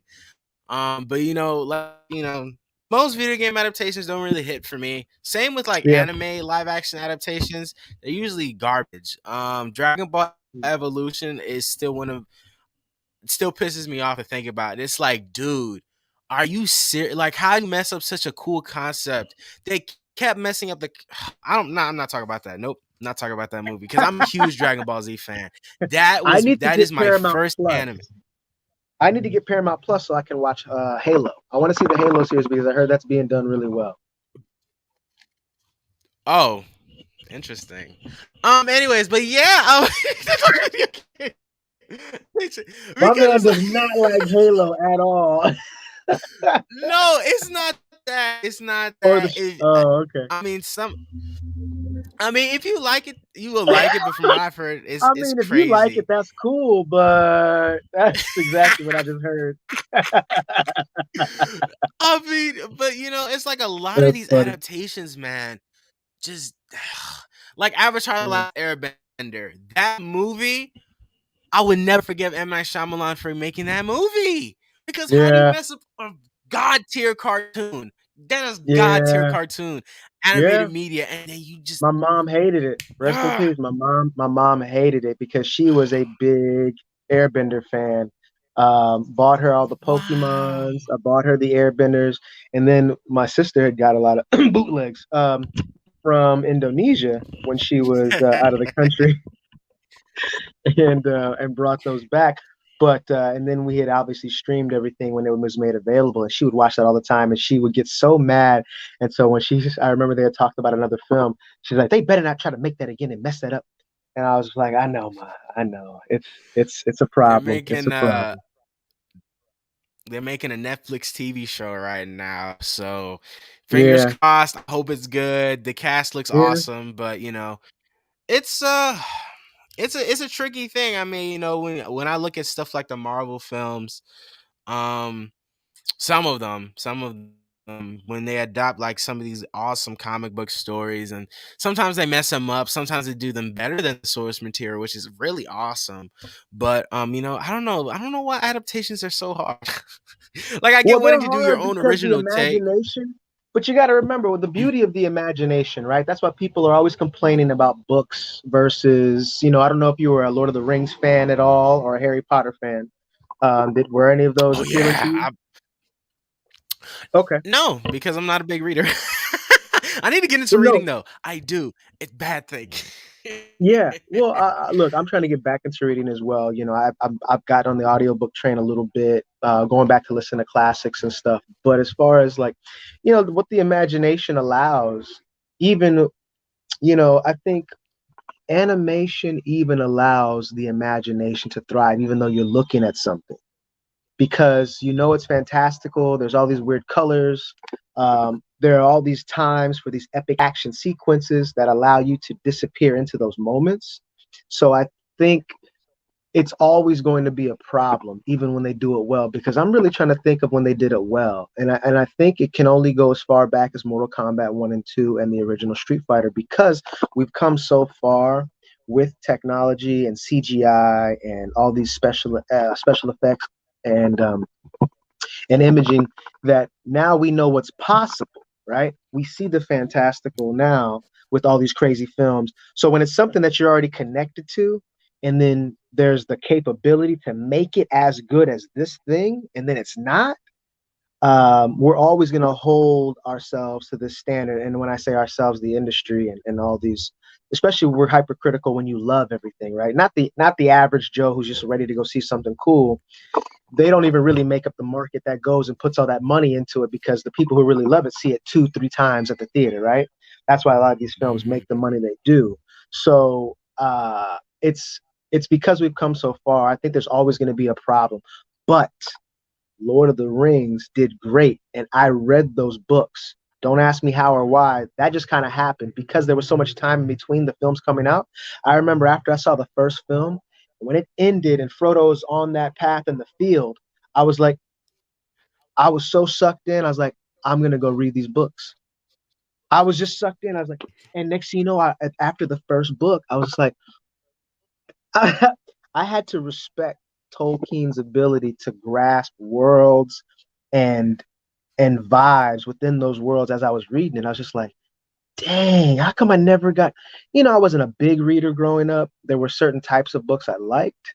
Um, but I couldn't believe it. And so I got sucked in. And next thing you know, I was pretty much caught up on Two Towers by the time the second movie came out. And I was already starting Return of the King. And I was just like, okay, but I had to put some time in. I don't think I finished Return of the King because it came up and I put it down for some other book. But I remember there was a young man, I was coming back from an art, um, it was an artist's kind of event that we had all done, a bunch of actors. And this kid, gosh, Miles, what's his last name? Oh, I can't remember his last name right now. He was a young man at the time. I think he just got married, or he's engaged. Uh, he was like, he just started talking about the books, and he was so excited about them, and I was just like, dang man, I was like, I'm gonna check him out because the movies were about to come up. And I Mhm. think so back to the point, I think they're one of the only ones that had really done a good job of grabbing and bringing the books to life on screen. Um, I guess because it was fantasy and it was so fantastical, we hadn't really seen. And I take that back. I just because I thought Airbender should have done that, but I think to make the CGI and the special effects work in the way they needed to, I don't think it was ever going to be possible. So God. I guess that's debatable too. But yeah, man. He said I really need to get back. Not much to read it. Don't feel bad. Don't feel bad. Look, I'm mad at myself. I have a stack of books I told myself I was going to read that I have yet to touch. You know. Talk about it. You know.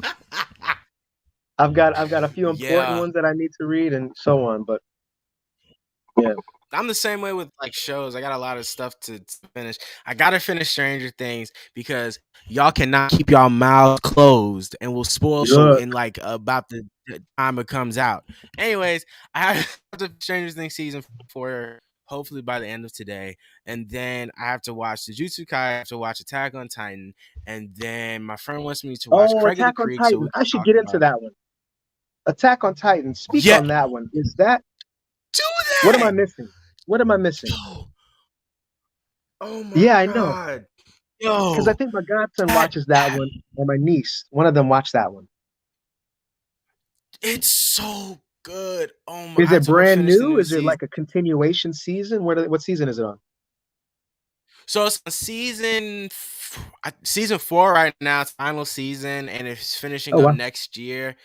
That's what they say, but who knows? They're breaking it up into parts. But yeah, it started. When did it start? I think it started 2013, 2014. I think is when it started. 2014, I'm pretty sure. Wow. And it has just grown into something that is so deep and philosophical about how things work and just ideas clashing, and it has phenomenal acting and great action, and I just get enough of that show. Just Aaron Yeager as a protagonist is so cool. His little clan, Armin and Mikasa, and yo, don't put my man Levi. I love Levi. One of the coolest characters. He just goes around and just is just badass, and he cuts up Titans left and right. He's like a cool ninja. I love Levi, one of my favorite characters in the show. But if you have not seen it, because it is worth it. It is worth it. You have to watch it. You'll love it. You'll love it. I'm gonna make some more time. That's a lot of one of the animes things that I have to do. I have to make more time. Because I'm getting into the animation a little bit more now, and because I used to watch a lot more cartoons, and so I'm trying to like navigate that, but that ain't gaming. Yeah, that ain't gaming. I definitely want to stream. Oh, listen, want to talk about cartoons? I can help you with that too. Yeah, talk cartoons with me, man, because I love animation. I still watch cartoons to this day. I'm a big ass kid. Look at all them toys behind me. Stop. Yes. I'm a big don't drop that. Don't ever drop that. Yeah. I do my research. Some more toys here, right here. So what do you have back there? That's a lot of your Transformers. That's a lot of my. Hold on, let me get up a little bit. And so, hello everyone, welcome to Show and Tell with Joshua Morales. Thank you for joining me today. But no, so I have Transformers here. I have Transformers. I have Star Wars. I have Marvel. I'm trying to move this chair out the way so I can. Oh wow! Oh yeah, you don't have to do all that, man. Nah, that's awesome. Nah, so we got You said Star Scream. You said you had a stars. You said Soundwave, but I have. Oh, Soundwave. Yeah. This. Hold on. Here he is. I have this Starscream with. He comes with a throne. Yeah, he comes with a throne. That's dope. Right here. Yeah, and I just put him on the throne. You got the throne. Yeah, and he just put him on like that. And I have a lot of signed stuff here. That's awesome, man. Let's see. Yeah, I got stuff signed by Roger Craig Smith, the voice of Batman Batman Arkham Origins, and then Mandalorian stuff. I have Dragon Ball Z up there with Cooler. Let me get Cooler. Oh wow, that's one of my coolest things right now. Put this down right here. Yeah, I had some buddies who loved Dragon Ball Z. I never got into Dragon Ball Z, and they would just laugh at me. Oh, you're lame. You're lame. I know exactly. Cooler. Yeah. I was like, I gotta jump on. I gotta get some street cred and get me some Team Goku or Team Vegeta. You know, Yeah. But yeah, these are a lot of my Transformers. Another cool character I got here. Oh, gotta get my boy Captain America. Got my boy Cap here. oh Huge Captain snap, America fan. Yeah, I got gotta you, pose him. got You you. know, I love my figures, man. I do. I'm That's about to buy. awesome, man. When I'm about to buy. About to buy another Transformer. So I'm a big Transformers guy. I'm about to buy a ton of more Transformers to put up there, and then I love it. I'm a big Star Wars guy. You like Star Wars? Oh yeah, we're about to finally start because we never started Mandalorian over here. I'm pretty much That is behind. so good. I'm the guy who I won't know. watch a show when it comes out because I don't like to have to I'm the worry about same like way. what Don't you worry said, the about water cooler. I don't want to have to worry about the water cooler it. Yeah, conversations. I'll fix that later. But yeah, man, that's all my collection. It's only getting bigger. Just started this second job, which I hate, but I don't hate it. I'm kidding. I'm kidding. I There love you it. go. It's You the like best thing paying bills. ever. You like paying bills. Yeah, Yeah. I You love like it. having money. It's an Yeah. So I just started this cool little job, and I'm about to buy a bunch of more stuff today, actually, because yeah, I just love collecting. Big collector guy. So That's dope. like I said, love cartoons and stuff. And everyone, if you ever want a cartoon recommendation, hit me up because I watch all them stuff. So Word. I'm what's a not good surprised. cartoon? Watch Adventure Time. That's good. I love Adventure Oh, Time. old school. Yeah, yeah, yeah. Oh, did you ever Adventure see that Time, little yeah. did you ever see Which one? the video they did with Alicia Keys for New York and the bacon pancakes? No, what? There's a No. video. If What? you get a Hold on. chance, pull it up when you can. It's Adventure Time making bacon pancakes. Making pancakes, making bacon pancakes. Put some bacon in, you put it in the pancake. New That is so York. cool. They did like this whole little it was hilarious. I showed it to my That is sister because that cool, was Adventure Time man. was her show as well. Uh it's Wow. amazing. It's amazing. The internet, hey, the internet never loses, man. For real. Well, man, we've Yeah. been on here for hour Yeah, I was gonna say, you 40. want to close it Oh, out? You got any other questions? I don't know what we didn't touch on. Anything that was we're gonna do a part two. We're gonna do a part two. I gotta bring you back my on. I had man. too much fun with you, man.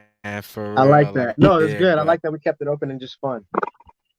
yeah, nah, I like that. Even though I did to what I planned, what we did do is even more beautiful because this is something that I want a lot of actors and a lot of people trying to get in the industry to listen to. You dropped a lot of jewelry. We had so much fun. So, but Good. my final powerful question I want you to touch on. I always ask my guests this question. Actually, you know what? No, we're gonna play a fun game. Actually, I changed my mind. We're gonna play a fun little game before we head off. So There it's we go. called Weird and Wacky, where it's a 1 minute segment of rapid fire weird and random questions. No one's gotten to the record of 16 questions, although the current championship title holder is my good friend and voice actor David Boat. Do you think you could beat him? Let's find out. All right, I'm about to start the timer in three, two, one. Longest time period without taking a shower. Gosh, how would I even know? Oh, probably a week camping. Terrible. Oh,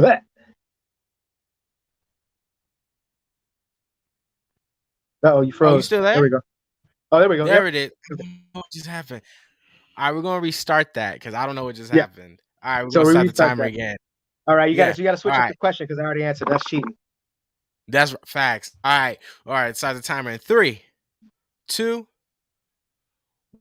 one. Favorite condiment. Oh, oh, oh, uh, sweet chili sauce, Favorite brand of soda. ginger ale, Schweppes, Favorite movie growing up. Batman 1, Michael Keaton, An actor you wish to work with one day. I mean the obvious ones, but oh my God, 20 seconds. Denzel. Dumbest thing you did as a kid. Oh shit, there's a lot of those. Set my backyard on fire with gasoline, killing ant piles. Would you rather be stung by a bee or bitten by a snake? Stung by a bee.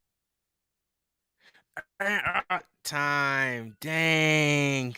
You got Dang. you got 6 questions, my guy. Dang. It's all Okay. right though. It's all right though. Part Yeah. 2, you're gonna get more than Yes. that. So I'm Yes. excited. But man, this has been some of the most fun I've had in a minute. Really enjoyed and needed this conversation, man. You really dropped a lot of stuff, and I'm just really glad that I got Thank to you, man. spend this time with you, man. And it's been so much fun. But like I said, my I final appreciate question the to you. interest. Yeah, go ahead. Oh, absolutely. Like you've done so much cool stuff that, we're gonna get into more for real because I you just done so much cool stuff and I'm excited to see what you got coming next. Seriously. Thank Um, you. my final question to you is, as you were saying, there's so much noise and there's a lot of stuff going on around the world. If you were given a mic and had a message to give all 7 billion people on this planet, they could hear you and what you had to say. What would your current message to the world be? So much going on, stuff going on in the States, high gas prices, the Roe v. Wade thing, war, just so much stuff. And we still living in a pandemic. Like, what the fuck? Technically, yeah, yeah. My message to the world: do your best to give yourself a break and to give yourself credit so that you can breathe and connect with the next person because your neighbor and the stranger will one day be your friend and your ally. So connect with yourself so you can connect with others. I think is connection is at the base of all of that. Absolutely. I couldn't agree more, man. Beautiful message. Dempsey, is there anything you want to plug or promote before we head off? No, just I mean the IG's got the most recent. There's a couple things in the pipeline. Uh, you know, stay tuned. Follow Jantmore TV. Follow your Dipset, and Yeah. you love yourselves. That's it. All right. Appreciate you, man. Thank you so much, man. Absolutely. You got a little time to chat after we head off, or you got to go? No, no, I got a couple. I got a couple more minutes, man. Yeah, if you want to chat real quick. Yeah, because I want to hear about Cool. your make sure you're not live anymore. I want to hear about that interview. Oh, yep. All right, guys. Thank you so much for joining the mid-season 3 finale of Jam More Interviews. I will see you guys soon. Thank you so much for your support during season 3. More great guests coming. More people I'm reaching out to have expressed interest. And man, it's going to be a great other half of season 3. So thank you guys so much. And love you all. Stay safe, be safe, and be well. Talk to y'all soon, man.